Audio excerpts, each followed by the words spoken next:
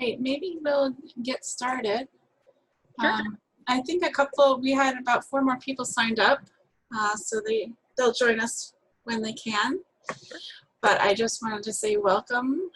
Thank you for coming to our Wayland Library virtual event. I want to welcome Kendra McDonald here from the Samaritans of Boston. She's the manager of community education and outreach. And I just have a couple Zoom housekeeping notes.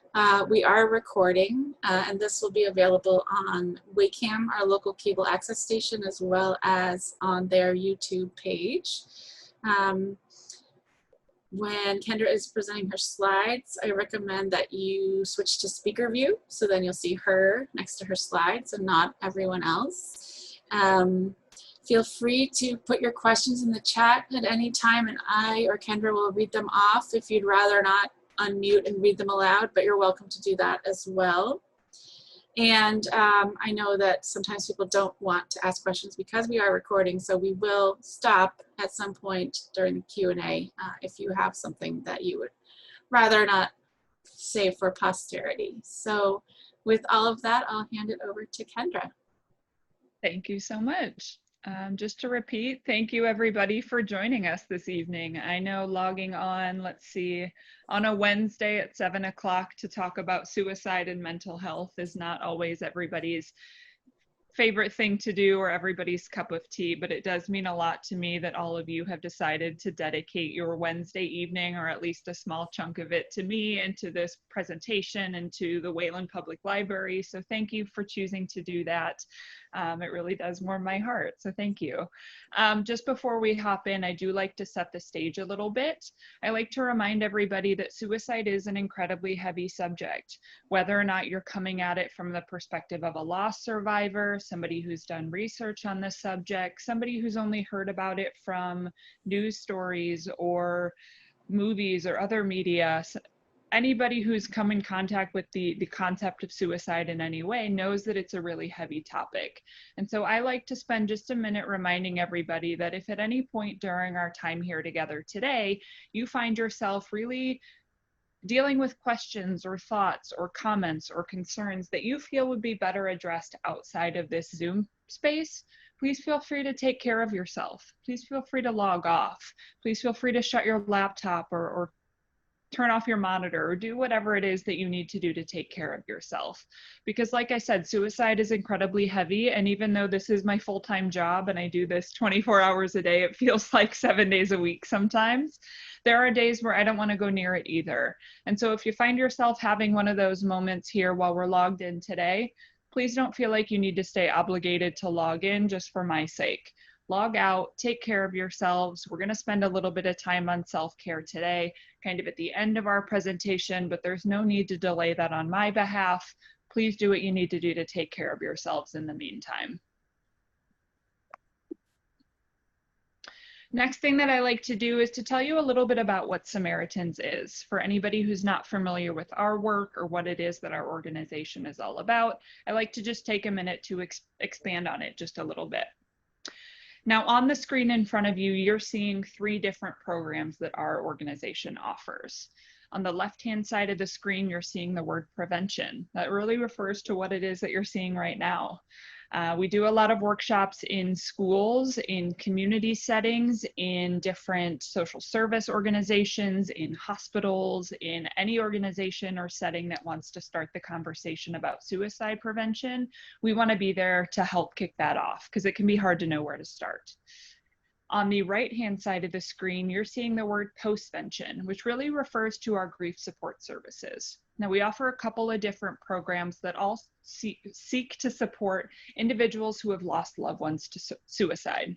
We call these individuals loss survivors, and these individuals come from all walks of life. Suicide is no, concept that only affects one demographic. And we find that because suicide is such a complex topic and because losing a loved one to suicide can come with so many complicated emotions, leaning on other loss survivors can be incredibly important for individuals, especially at early stages of loss.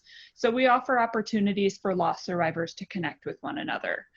Usually these meetings are in person. We call them safe place meetings, and they happen in various cities and major towns in the area, but now we're offering them virtually, which is a really great option for people as far away as Florida, I believe, to find our services, meet virtually in order to receive support from one another as they grieve and as they experience loss of loved ones.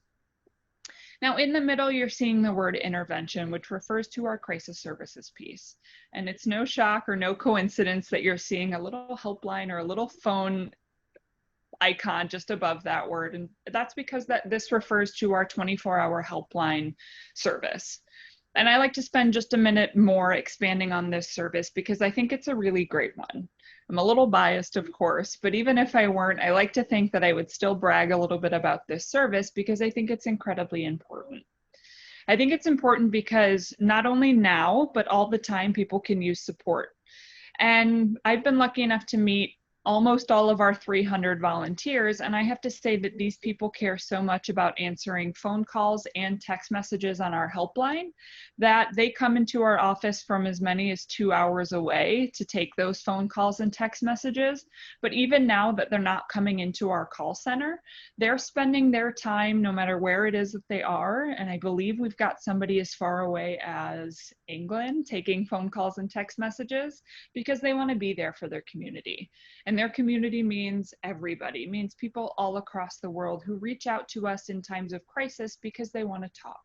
And they want people who are going to listen. And that's really the strength of our helpline, is that we're going to listen. We're not going to solve the problem. We're not going to diagnose you. We're not going to write you a prescription or give you steps as to how to fix what it is that you're calling about, but we're going to listen. And that goes a long way because it's the same service that we've offered for almost 50 years now. And we know that it does work to prevent suicide. We've seen great outcomes. We receive 80,000 calls and texts a year. A big percentage of those is individuals who are calling repeatedly. And I think it's really important to shed some light on that. And that's one of the things that I'm most proud of in our organization, is the ability that individuals have to call about anything. Doesn't have to be a suicidal crisis. And that text feature I really like. Allows for a little bit of anonymity. It allows for younger people to maybe reach out in a way that feels comfortable to them. And it allows individuals, again, to put that number into their phone. You know, self-paces the time they might want to send a message, put the phone back into their pocket, send another one, etc. I think it's a great service. I think it really goes a long way to help individuals who are supporting other individuals. You can hand this phone number off and say something like, look, I know I can't always be there for you, but here's a number who can be. And that does give you a little bit of peace of mind to just say, I can't always be there. I would love to be, but here is a number who can be. And you'll know that every single person who reaches out to us is risk assessed, which does kind of give you an additional peace of mind as well. You'll hear me kind of talk about our helpline services throughout, and even actually give you an abridged training that our helpline volunteers go through so that you have some skills and knowledge to work from if you find yourself supporting somebody at risk for suicide as well. First thing that I like to do when we get into the content stuff is to give you a little bit of information, facts and figures when it comes to suicide, because it's hard to know what it is that we're talking about if we don't have the context, right? So suicide is actually the 10th leading cause of death overall for all ages in the United States. And it's actually one of the few causes of death that continues to rise in this country. So we're getting pretty good at making cars safer. We're getting pretty good at curing people when they're sick. We're getting pretty good at curing chronic illness, but we're still struggling to figure out why suicide continues to rise in this country.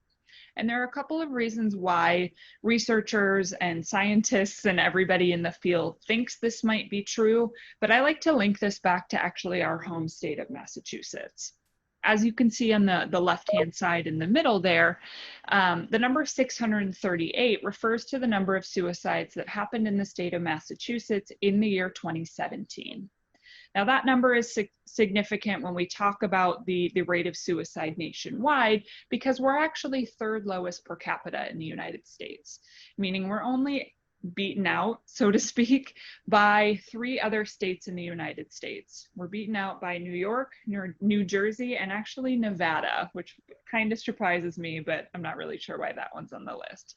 But we're doing a pretty good job, right? If there are 47 or 46 other states that are, you know, higher than us on the list, that must mean we're headed in the right direction, right? Although 638 is too many for me and personally, we still must be headed in the right direction if we're so low on the list. And that really for me has to do with a couple of different things. The first is that the state of Massachusetts treats suicide prevention as a public health issue. We have a Department of Public Health that does a great job funding suicide prevention initiatives. In fact, Samaritans does receive a little bit of funding from the government and from the state. They also fund their own zero suicide initiative as well. So there are a lot of different programs similar to our similar to the Zero Suicide Initiative all across the state that really do go to prevent suicide or at least seek to prevent it. And that really does make a difference.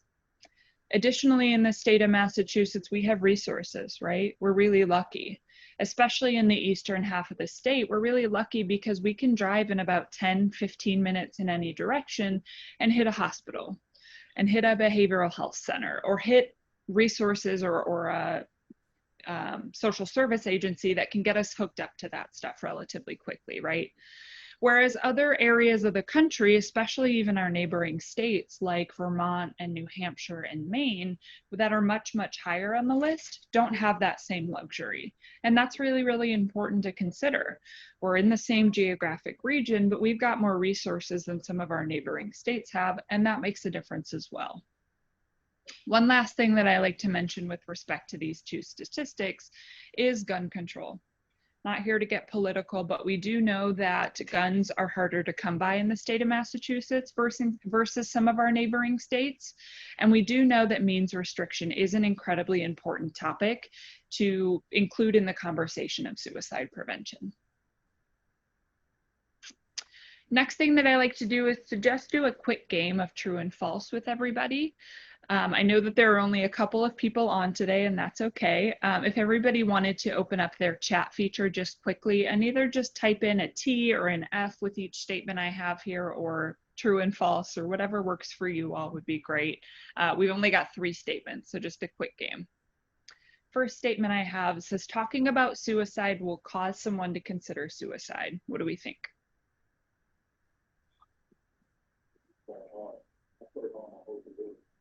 Very quick answers. Yeah, we have false, right? Most people know that this outdated myth is in fact a myth, but it's still something that I like to bring up because it is still one of those things that I want to be clear in that is a myth, right? Some people still hold the outdated view that if I ask somebody about suicide, it will cause them to consider suicide. And that really goes in the opposite direction, right? It stigmatizes suicide. It doesn't start the conversation when we might need to start it. And it really, I like to think about it this way. I like to use this metaphor that starts with a door, starts with a really heavy door. If I'm somebody who's struggling with thoughts of suicide or with my mental health, and I'm on the other side of a heavy door, it can be incredibly hard for me to open up that door and start the conversation, especially when we think about some of the symptoms of mental health that we might already know, right? Symptoms of feeling like a burden, symptoms of weakness, or symptoms of feeling tired, symptoms of any number of things, right? That can make opening a physically very heavy door really, really difficult. We might also be a little bit afraid of what's on the other side. But if I'm somebody who knows that asking and talking about suicide can be really helpful and protective, opening that door for me can be a little bit easier. And I can invite that person who might be struggling inside to have a conversation, right? And by opening that door, you're saying, come on inside.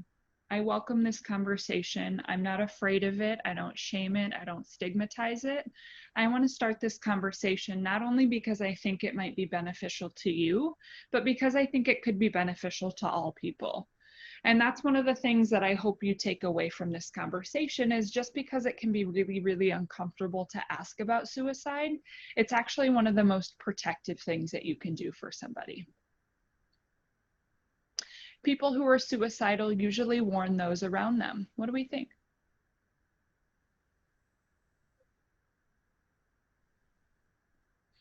I like from the library, we have a false with a question mark. I like that a lot. Now this one we have marked true, but it's a little bit more confusing than just black and white. I will take false as a correct answer as well. I did see a false in the chat as well, because this one's not so cut and dry. Now we've marked it true because about 70% of the time, research shows us that there are warning signs of some sort. Now, when we think of warning signs, or maybe when you read this phrase, you thought warning signs are usually warned, that has to mean verbal warning signs, that has to mean they must have said something. And we kind of worded it that way to trick you and to trip you up a little bit. That's about the only trick I have for you today. But that's not actually what tends to happen. What tends to happen most commonly are the warning signs that we might not think of as being warning signs, the ones that are a little bit harder to tease out. And we're going to go over those in just a few minutes, but about 70% of the time, those warning signs, or even verbal warning signs sometimes, might be present. But that still leaves about 30% of the time, or almost a third of the time, where warning signs really weren't present. And so it can be incredibly important to think about this statement as being true and false. Most of the time true, but a pretty big chunk of the time false, right? So both answers there I'll take as correct. Last statement I have for you is kind of a gimme. It says suicide is caused by one isolated event or factor.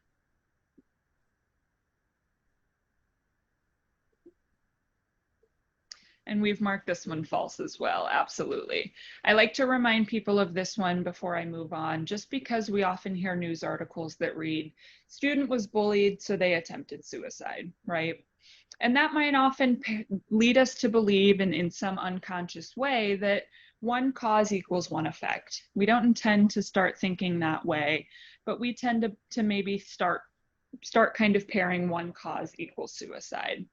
But it's really, really likely that anybody who struggles with thoughts of suicide, or anybody who's attempted or completed suicide, is dealing with a lot of different stressors, right? I bet nobody on this Zoom meeting right now, or nobody watching this in the future, can tell me that they have one single thing that's stressing them out right now.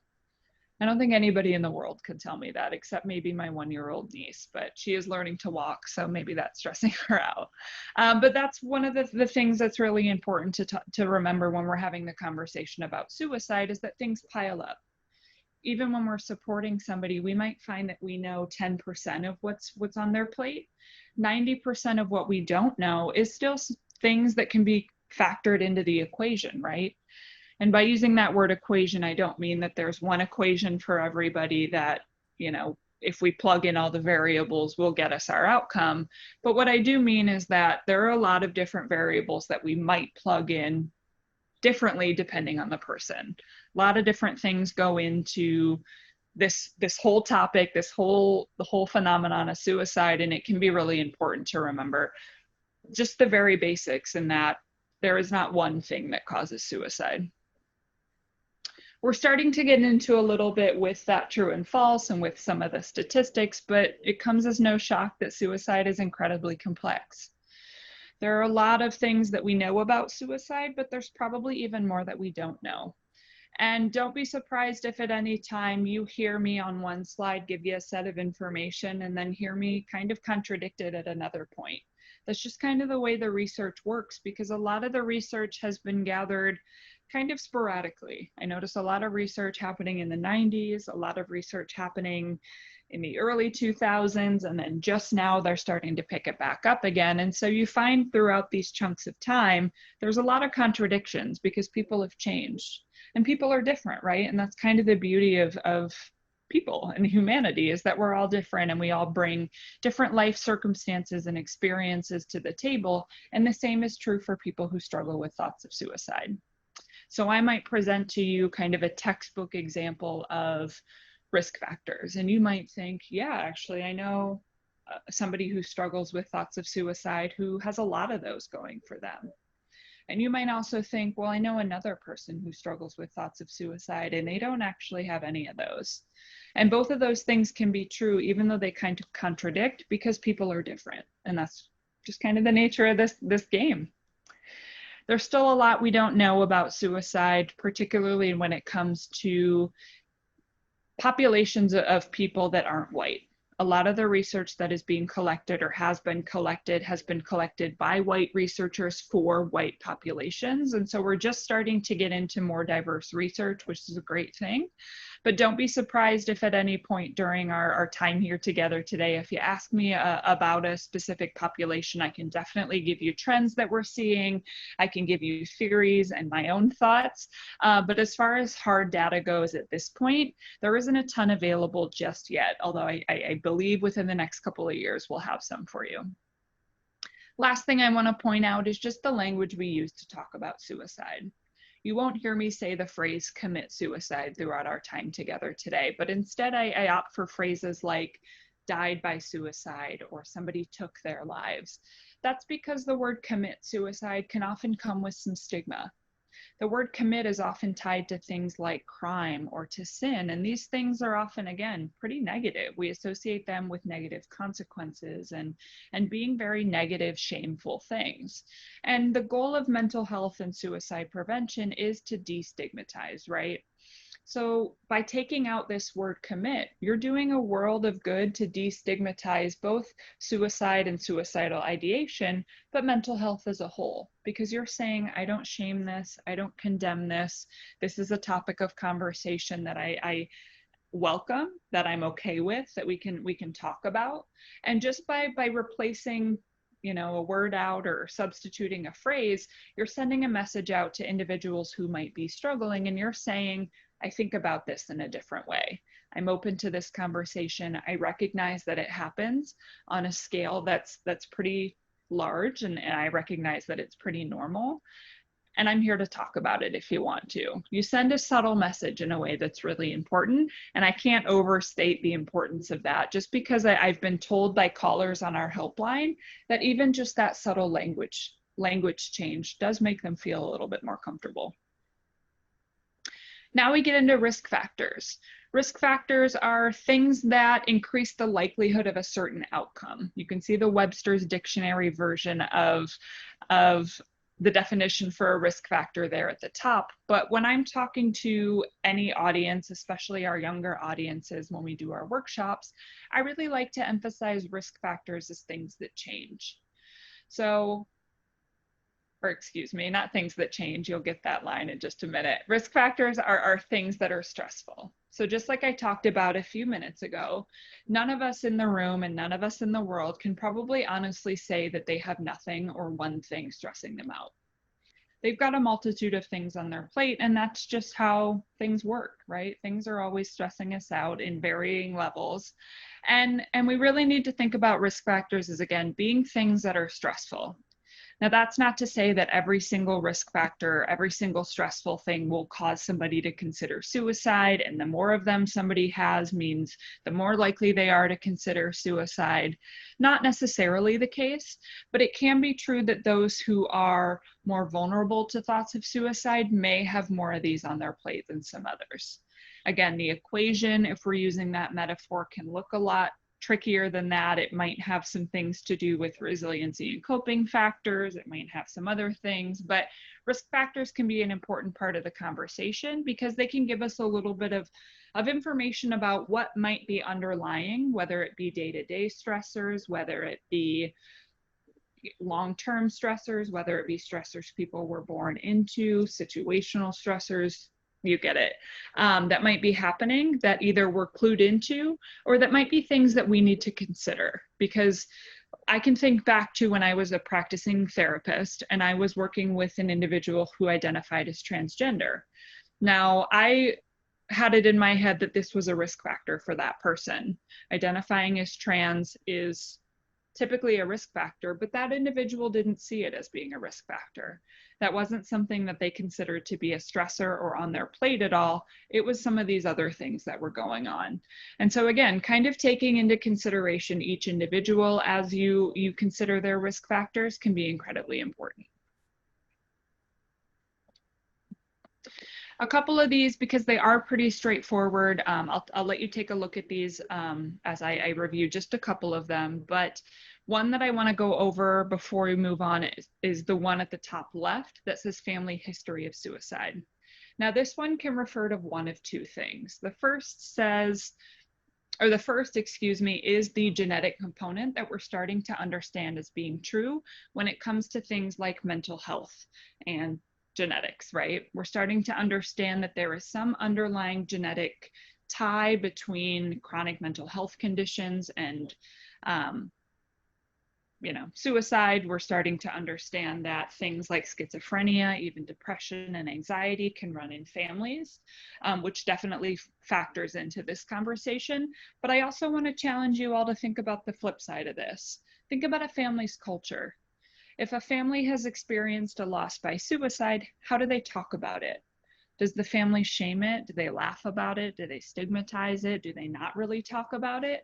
Or do they embrace it? Do they say, well, if you ever felt the way Uncle John must have felt, you can talk to us about it. There are resources. We can get you some help, right? You can understand how growing up in those two environments as somebody who maybe is at risk, how that might shape your willingness to seek help or to open up about what it is that you might be experiencing. I also like to highlight the one that says substantial loss. This one can, of course, mean the ones that are on the screen, including relationships, social losses, work, financial losses, etc. But I like to think about this one in ways that we might not think about as being standard, right?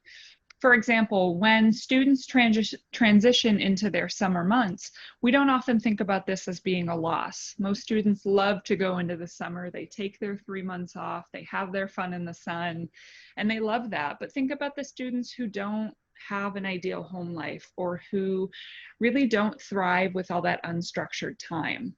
That loss or that transition into summer life can be incredibly difficult.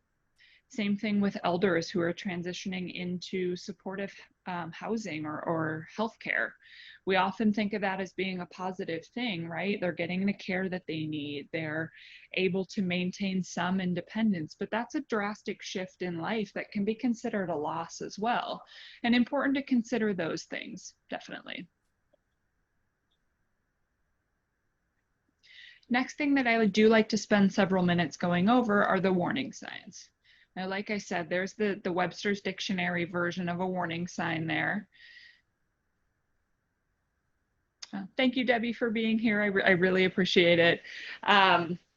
There's the standard Webster's Dictionary version of a warning sign there. But I like to think about warning signs, like I mentioned before, as things that change. Now, the benchmark for these changes is about 2 weeks or so. And I like to remind everybody that because when I say changes, we might think, well, I don't know somebody well enough to recognize their changes. Well, believe it or not, you probably do. Whether it be somebody that you spend every day with at the office, whether it be somebody that you see in passing, like a neighbor, whether it be somebody that you do get to know very well, you probably start to pick up on their behaviors, right? You start to recognize how they come to work or how they dress, how they act, their energy levels, their typical behaviors, right? You start to pick out these things. Whether or not you realize it, they just kind of start to become facts that you know to be true about that person. And if over a period of about 2 weeks or so, you start to identify some changes, maybe one of these that we're about to go over or something different, you might start to think about those changes as being warning signs. And that's not to say that every change that somebody goes through is a warning sign. Of course, people have bad days or situational things have happened in which changes might need to occur. But again, checking in doesn't hurt, right? Let's go over some of these warning signs. First category of warning signs that we have are the verbal warning signs. First being the talking, the writing, the joking about death, dying, or suicide, of course, shows that there is some preoccupation of these topics on somebody's mind. And just by highlighting that, saying, I've noticed these things seem to be on your mind a lot lately, can even bring conscious awareness of that to the person who seems to be talking about it a lot, right? You can start a conversation, of course, but you might find that you're highlighting something that that person didn't even know was happening. And I think that that can be incredibly valuable. You might also identify direct statements, things like, I'm thinking about killing myself, or I'm going to end my life, or indirect statements, things like, I don't know how much longer I can hold on, or no one would miss me if I weren't here anymore. Things that are a little bit more vague that might really require you to kind of take a deep breath and ask, what did you mean by that? Because they're a little bit unclear, right? Next category are the physical warning signs. So changes in weight, hygiene, appearance, appetite, and sleep. Most of these for a lot of people exist on a spectrum. I'll use sleep for an example. Most of us bounce around a little bit when it comes to sleep, but I like to think that it averages itself out. One night I might get 5 hours, the next I might get my full 8, I might go back down to 6, up to 9, right? You get it. It kind of balances itself out over time. But let's say with sleep, I noticed that I've started to get 12 hours a night. And I've noticed that even with my 12 hours, I'm exhausted throughout the day. So I'm taking additional naps. That'd be a drastic change, right? If I'm somebody who normally has a healthy energy level and all of a sudden I'm sleeping a lot more and really struggling to maintain my energy, that'd be a pretty significant change and something worth checking in with somebody about. The same is true for weight, right? We might fluctuate, our weight might change here and there, kind of as different things change. I know mine certainly does, but really recognizing when somebody's weight kind of heads to those two extremes and stays there, because that could indicate issues with appetite. Somebody isn't eating, they're just struggling to find an appetite, or is using food to cope. Same thing with hygiene. You might find that somebody is neglecting to take care of themselves. Again, really thinking about that spectrum helps me out a little bit. Last category are the behavioral warning signs. A lot of these are pretty straightforward. Declining school or work performance, seeking out lethal means or other forms of impulsive behavior, losing pleasure or interest in the hobbies and activities somebody used to enjoy, giving away prized possessions, putting one's affairs in order, even saying goodbye. You might notice really sentimental messages, really significant ways that people might be saying goodbye. Extreme mood swings. This can be somebody who is quick to get misty-eyed or quick to get angry, but this can also include a sudden mood lift after a down period. People who are maybe struggling with suicidal ideation for a long time, who have settled on a plan and kind of take some comfort in that, or have finally come into contact with their preferred means, who again kind of take some comfort in that. That can really account for that mood lift after an extended period of symptoms of depression, which do look a lot like what you're seeing on your screen. This can also indicate symptoms of bipolar disorder. So if you know that somebody carries a diagnosis of bipolar disorder, checking in a little bit about, what does it look like for you when you enter a manic episode? What does it look like for you when you might need a little bit more support from me, et cetera, kind of opening those conversations before you think you might need to. And then the last one is withdrawing or isolating yourself, of course. Now, a lot of these, like I mentioned just a second ago, do look very similar to symptoms of depression. They do kind of run very parallel lines. And so a lot of people ask me, how can you tell? The reality is oftentimes you can't. And now that's not to say that people with depression are going to consider suicide or are going to attempt suicide. And in fact, less than 3 people who are diagnosed with depression go on to attempt to take their life. But it is worth recognizing that a lot of these times, these things look really similar. And the only real way to tease them out is to ask the question. And it's not comfortable to do so, but it's incredibly, incredibly important to think about it. And we'll talk about how to do that actually in just a minute. Last thing I want to mention before we move on to the real skill building piece of our time here together is just a little bit about resiliency. I'm not going to go over all of these too in depth, but what I do want to say is that humans are biologically programmed from the moment they are born to keep themselves safe, right? People don't like to be hurt. People don't like to be in pain. People don't like to cause that pain to themselves, and they like to see their way out of pain. What I like to say with respect to suicide is that what helps that pain and what helps somebody see their way out of that pain, so to speak, is connection. Now you'll notice a lot of these on your screen here really do come back to connection. When somebody feels connected, they feel valued, they feel wanted and needed within their community, within their different settings and different groups and different things like that, we tend to believe that the outcomes are that much more improved. Again, that's not to say that somebody with connection is, 100%, risk-free from suicide, but that is to say that the more connections and coping skills and risk mitigating factors that somebody does have and is able to practice when they're going through crisis, the better we tend to believe that their outcomes will be. So being able to identify these things for individuals who are struggling can be incredibly important, both for you as a caretaker or a potential caretaker, but also for the person who's struggling. Sitting down with somebody and saying, let's identify your coping skills. As cheesy as this might sound, let's sit down and figure out what helps you cope, what helps you feel connected. Can go a long way. Somebody might pick out something that doesn't sound super appealing to you.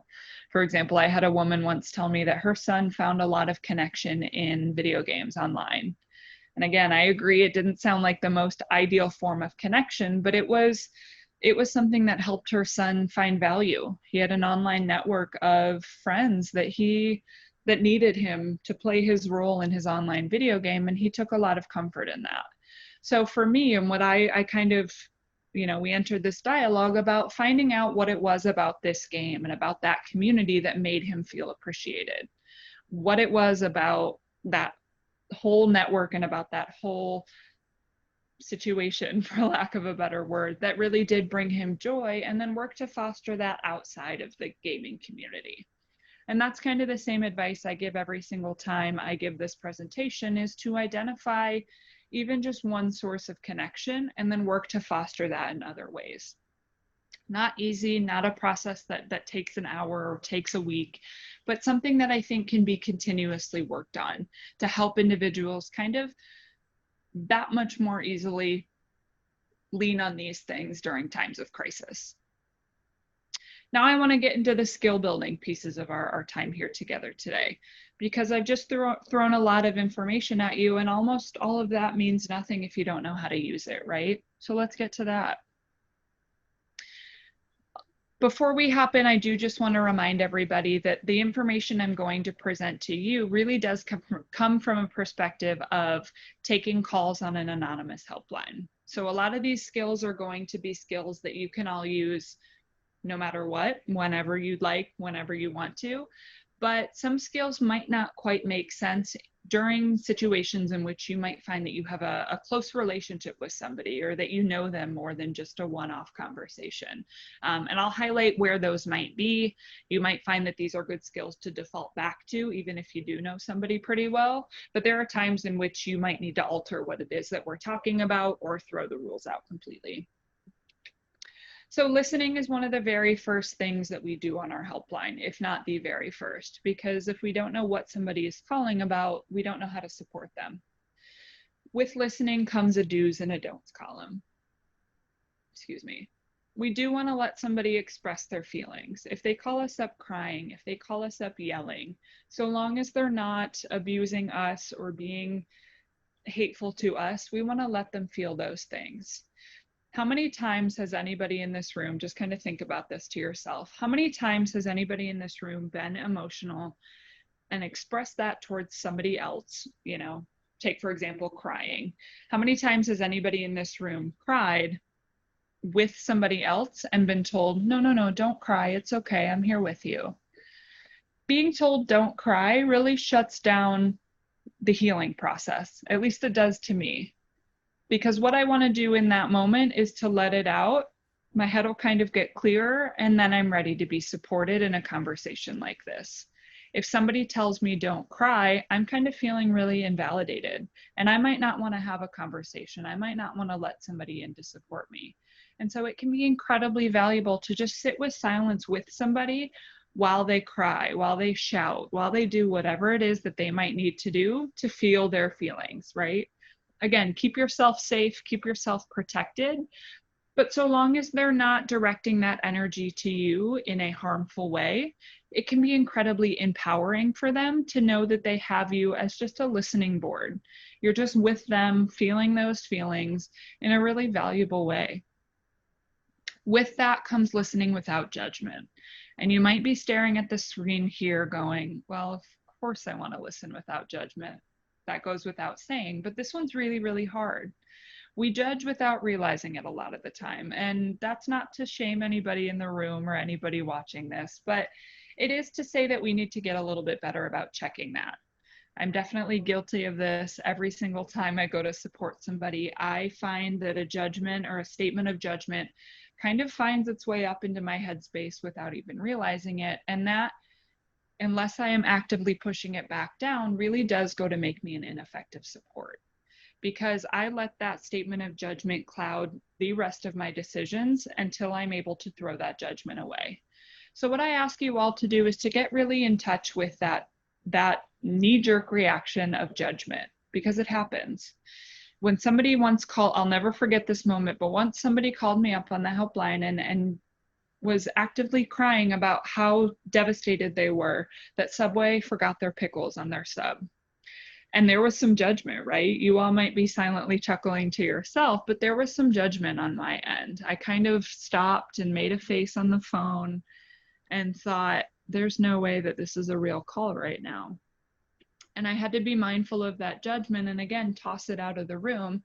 And the best way for me to do that, even now, even in different scenarios, is to not connect with the event that somebody has shared with me, but to connect with the feeling. I'm never going to be able to relate to the pickle story from Subway. I love pickles, but not like that, I guess. But I can connect with the feeling of feeling disappointed. It's really hard to feel disappointed. Can you tell me more about that? Right? That allowed me to take the judgment out of the room. And that person shared more with me about the disappointment rather than that event. Because I have to think if they went on about the pickles, it would have been really hard for me to continue with my non-judgmental listening. Next statement on the do's column that I like to share is just to validate. We often validate with statements like, I totally understand what you're going through, or, oh, me too, I've been there, I know exactly, I totally understand.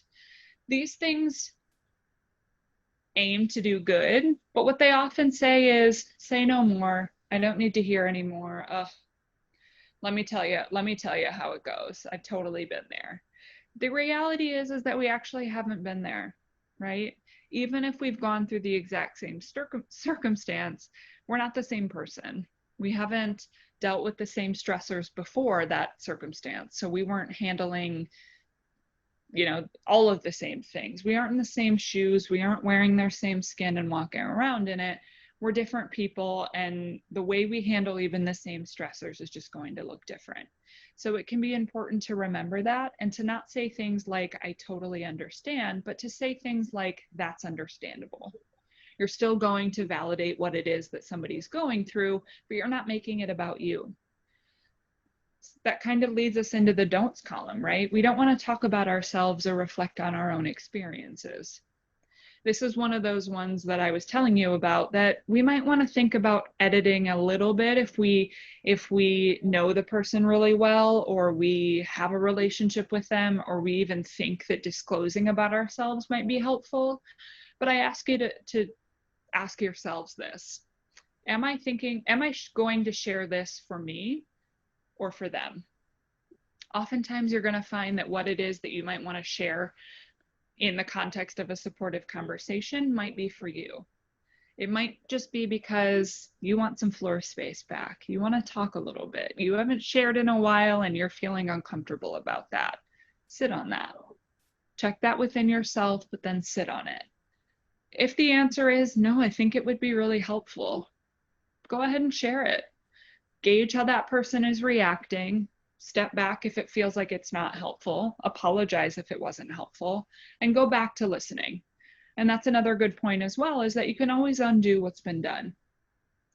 Don't give advice or try to solve problems is the next one, which is often a really big, what? I'm not supposed to do that. Because I have a feeling that all of us watching this, or all of us in this room here together, are problem solvers. We're helpers, right? Something tells me you wouldn't be tuning in if you didn't want to help people. And one of the best ways that we have thought to do that is to give advice. I want to tell you to sit on that advice. When you're listening to support somebody, listening to understand, you're not in a position to give advice right now, because oftentimes they're not ready to hear advice right now. Listen, listen, listen, listen. And if you're so ready to burst with advice at some point that you just can't stand it anymore, ask them, I think I have some advice. Do you want to hear it? They get to tell you what they want at that point, and that's an incredible amount of control that you've just put into their lap in a way that's going to make them feel really safe. And that's a great thing to do for somebody who's struggling, is to make them feel safe and in control. Next thing that we do on the helpline is we start asking questions. I've listened a little bit, but now it's my time to learn a little bit more from you. So we ask open-ended questions. We start these questions with the word what and the word how, and we avoid that word why. Why can often seem like an interrogation question. It can seem like a silly question because oftentimes people don't know why. Why are you feeling sad? Well, if I knew, I wouldn't be talking to you. Or why did you do that? Well, I don't want to have to justify why I did something when I already did it, right? That you can kind of understand how this is sometimes a silly question. And so I encourage you to take that word out of your vocabulary as much as possible when you're supporting somebody. It's not always a bad word, but what helps me take it out of my vocabulary when supporting somebody is to think, I'm about to ask a why question. What information am I trying to get from them? What am I trying to learn? And for some reason, when I ask myself that question, I can often think, well, okay, here's how I can rephrase that question to still get that same information. It's as simple as that. It takes a little bit of practice. It takes a little bit of getting comfortable sitting in silence as you reprogram yourself and learn how to do this, but it can be done. You want to let that person speak more than you as much as possible. We always strive for an 80-20 rule on our helpline, but real life doesn't always work that way. The more you use these skills, the more you establish these as being a norm for you and receiving support from you, the more you're going to get closer to that 80-20 ratio, but it might not always work that way. Last thing on that left-hand side says steering into the pain. This is kind of our unofficial motto at Samaritans. And it's one that I really love because I've seen it work so many times and seen it work on me when somebody is supporting me. And this one really goes to refer to those times when somebody brings up something painful. They share with you something really, really painful, and you almost freeze and think, should I ask more about that? Or should I should I go away from it? And oftentimes we decide in that split second to go away from the painful thing because we don't want to pry, and we're often a little bit uncomfortable by that painful thing, right? We think, I don't want to ask about that. That makes me uncomfortable. And I'm also thinking it might be too much for them. I think I'll just go back to what was not so scary. I'm here to tell you that you should steer into that painful thing. Go towards it. Ask a question about it. Give them some space to keep talking about it. Even a little bit of silence might be steering into the pain, because that allows them to feel a little bit of pressure to want to keep filling that silence. And that's a really, really valuable thing. You're saying, I'm not scared of that. If you want to talk about that, here's a space where you can do that. But if not, that's okay too. Next thing that we would want to do in a conversation where maybe we've seen some warning signs, we've heard some verbal cues, or maybe we just have a gut feeling, we would want to get comfortable with the idea of asking directly about suicide. Now you'll notice as I flash these questions here in front of you, these are all yes or no questions, and these questions all do directly relate to suicide. None of these questions talk about hurting yourself or harming yourself. They all ask about ending your life. And that's an incredibly important distinction to make here, because we want to be certain that we're talking about this subject. It's not that asking about hurting yourself or harming yourself is a bad thing. It's not that those can't be important questions, but this is really the subject that we want to get at. We want to make sure that somebody is not at risk for suicide. And the only way to do that in a clear and concrete way is to ask a question that directly reflects suicide.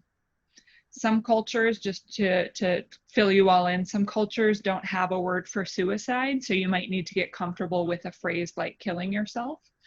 Some people might be uncomfortable with the word suicide or with a phrase like killing yourself, so you might need to opt for something like ending your life. But for me, I use the phrase, are you suicidal? Or are you feeling suicidal? It's what feels most natural to me. It feels comfortable. And it took me a little bit of time to feel that out, to find what felt most comfortable. And I encourage all of you to do that as well. Find what works for you, because that's going to be the easiest way to recite that question when the time comes that you might need to. If the answer is no, keep listening. Respond back, thank you for answering that question. If that answer ever changes, we can talk about that. But for now, let's go back to what it was that we were talking about before. If somebody asks you why you asked that question, feel free to tell them. You said something a few minutes ago that I just really stuck on. I had a gut feeling and I just wanted to check in. I noticed this warning sign in you and I just thought it best to ask. Or even, we're all going through stressful times right now. And I know that sometimes when people face stressful times, they might be feeling suicidal. I'm asking a lot of friends right now, and I just wanted to make sure that you're doing okay, right? Normalize it a little bit, give some context. These can go a long way. Take your time in replying. You are not on a timer to get this person connected to the right resources. Take a deep breath and then jump back into the conversation. If somebody says yes, they are feeling suicidal, I say the same thing back to them that I do if they say no. Thank you for answering that question. Now on our helpline, we go into a series of risk assessment questions that are pretty heavy. I'll go ahead and put them on the screen now, but I don't want anybody who is viewing this to feel like they need to memorize these questions or feel like they need to have them down. This is really for reference for all of you to know what you can expect on our helpline. Maybe this can give you a little bit more context if you were to refer somebody to our helpline or reach out to it yourself. But these are pretty intense questions. And so I wanted you to have them to be able to take a look at them. But again, feeling no need to be able to ask them for yourself on the first time. It's incredibly difficult to do so. Next thing that you would want to do is to get help, of course. If somebody says yes, they're feeling suicidal, but doesn't have a plan, says they would never actually do it or something like that, calling a counselor, a social worker, a therapist, or even a PCP, a doctor, can be a great place to start.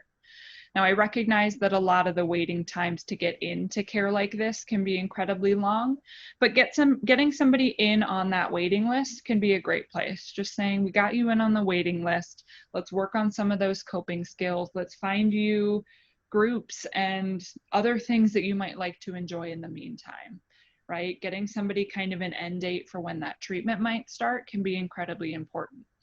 And even with a doctor, you might find that some doctors have some mental health training. You might find that they feel empowered to prescribe some psychotropic medications. And again, that can be an incredibly important place to start until somebody can get into a therapy regimen. If the risk level is higher, if somebody has a plan, if they are they have a time frame that is short and set and imminent, if they are clear in that they are going to take their life, you know, pretty immediately, or maybe you're not quite sure, it is okay to reach out to emergency services. I want you to not make this decision lightly, but I also want you to know that it's okay. And I know that those two things kind of contradict themselves, but knowing that you're empowered to do this and that this is a life-saving way to get somebody connected to a hospital or to whatever else they might need is an okay thing to do. It's in fact, if we are to break our confidentiality policy, this is what we do as well. So it's one of the best options, despite it not being a great option. It is one of the best options that we have in this country. And it is an option that I do want to give to all of you as being an option that you have for yourselves.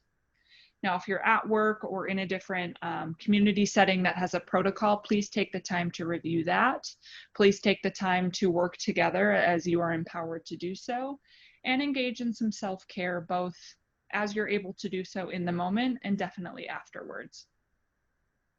Here's a little bit about safety planning. We do this on our helpline.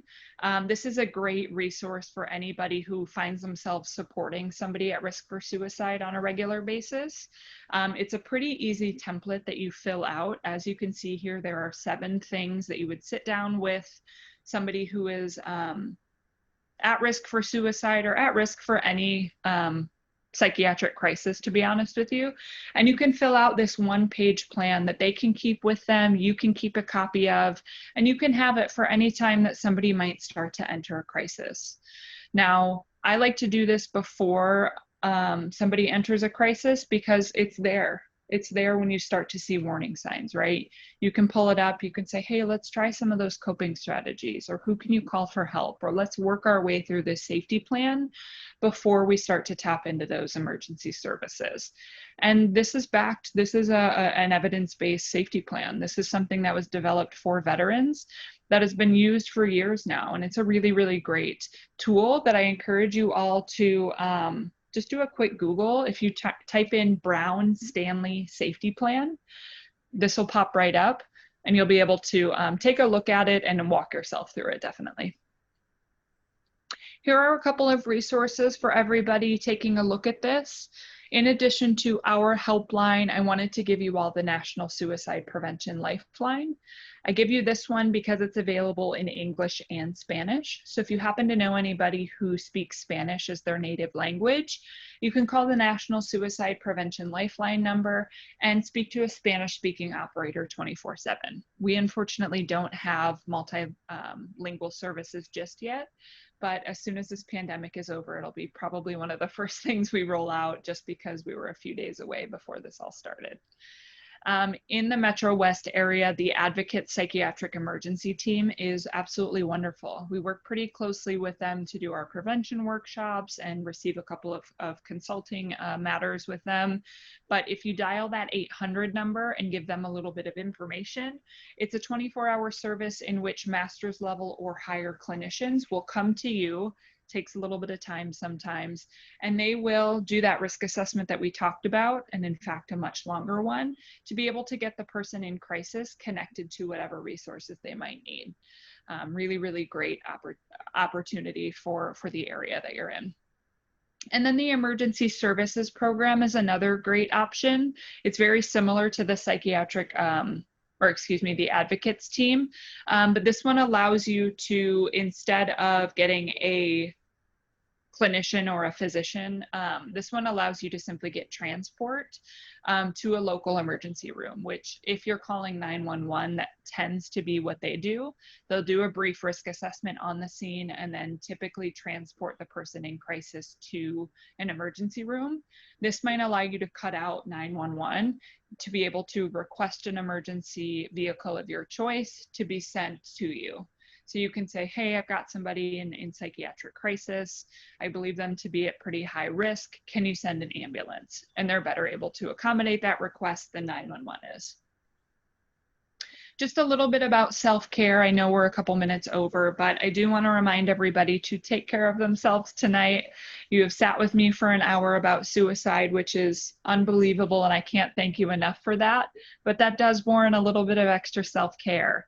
Not only are we all tapped into our online workspaces all the time, but we're experiencing a high level of stress because of everything going on, and that warrants even more additional self-care. So please, please take the opportunity that I am giving you to take a little bit of extra self-care today, tomorrow, in the upcoming weekend, as often as you can fit in just little pieces of self-care.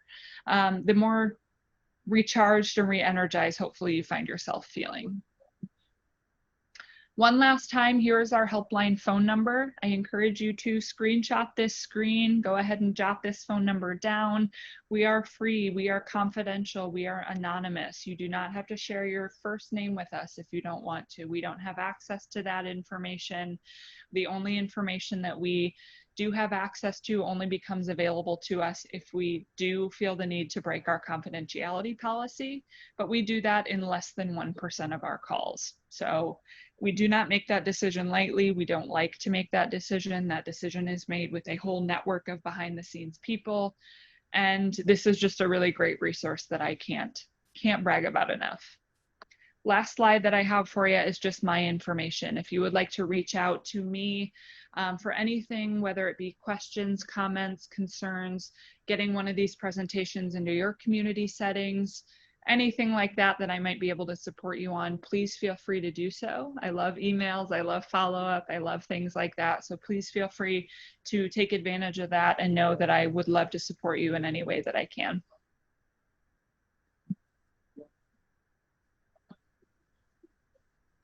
Yes, information about volunteering and training can be found on our website. Yes, if you head to SamaritansHope.org and head to our volunteering page, you'll fill out an inquiry request form and you'll be contacted by one of our volunteer coordinators, probably within a couple of days or so. We're doing all of it virtually now, so you won't have to make the trek into our office, which is really nice. But yeah. Does anyone else have any more questions before? You know what, I think I'm gonna say thank you to Kendra and end the recording so that anyone can feel free to ask a question if they would like to.